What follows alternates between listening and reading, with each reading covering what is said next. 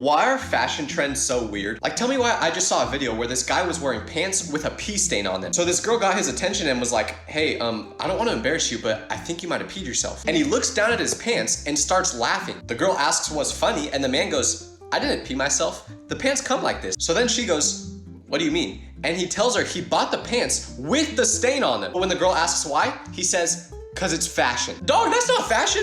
That's first grade after you drink too much water at recess. People will literally buy anything these days.